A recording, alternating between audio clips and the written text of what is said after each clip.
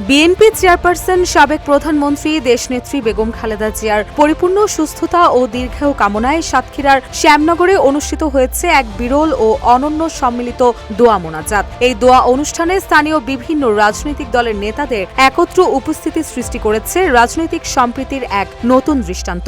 ৩ December বাদ আসর শ্যামনগর কেন্দ্রীয় ঈদগাহ মাঠে সাতক্ষীরা ৪ আসনের বিএনপি মনোনীত ধানের শীষের প্রার্থী ডক্টর মোহাম্মদ মনিরুজ্জামানের উদ্যোগে ও শ্যামনগর উপজেলা বিএনপির আয়োজনে এই সম্মিলিত দোয়া মোনাজাত অনুষ্ঠিত হয়।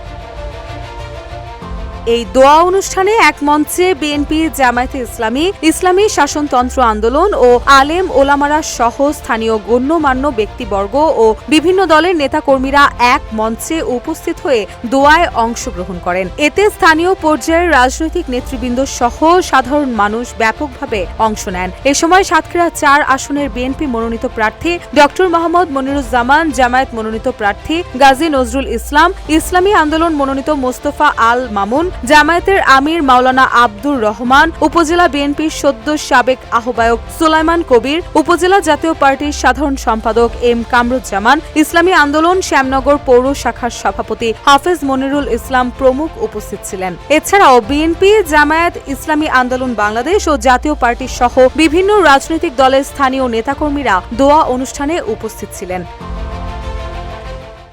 বান্ডেল থাকলে প্রতি সেনমানিতে টাকা বাঁচবে।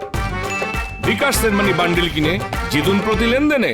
দোয়া অনুষ্ঠানে অংশ নিয়ে জামায়াত ইসলামী বাংলাদেশের সাতক্ষীরা ৪ আসনের মনোনীত প্রার্থী গাজী নজরুল ইসলাম বলেন, আমরা রাজনৈতিকভাবে ভিন্ন মতের হলেও মানবিকতার প্রশ্নে আমরা সবাই এক। বেগম খালেদা জিয়ার দীর্ঘ রাজনৈতিক জীবনে জাতির জন্য অনেক অবদান রয়েছে। তার সুস্থতা কামনায় এই দোয়া মাহফিলে উপস্থিত হতে পারা আমাদের জন্য গর্বের। আল্লাহ যেন তাকে সুস্থতা দান করেন এবং আরও একবার রাষ্ট্র পরিচালনা করতে পারেন, এই দোয়াই আমাদের সকলের। ইসলামী আন্দোলন বাংলাদেশ মনোনীত এই আসনের প্রার্থী মোস্তফা আল মামুন হাজি মনির বলেন, অসুস্থ মানুষের জন্য দোয়া করা ইসলামের শিক্ষা। আজকের রাজনৈতিক সীমারেখা পেরিয়ে আমরা এখানে এসেছি মানবিকতার টানে। আমরা আল্লাহর কাছে প্রার্থনা করি তিনি যেন বেগম খালেদা জিয়াকে সম্পূর্ণ আরোগ্য প্রদান করেন এবং জাতিকে ঐক্য ও শান্তির পথে পরিচালিত করেন। সাতক্ষীরা ৪ আসনের বিএনপি মনোনীত প্রার্থী ডক্টর মোহাম্মদ মনিরুজ্জামান বলেন, দেশনেত্রী বেগম খালেদা জিয়ার রোগমুক্তি আজ শুধু একটি দলের বিষয় নয়, এটি পুরো জাতির একটি মানবিক ইস্যু।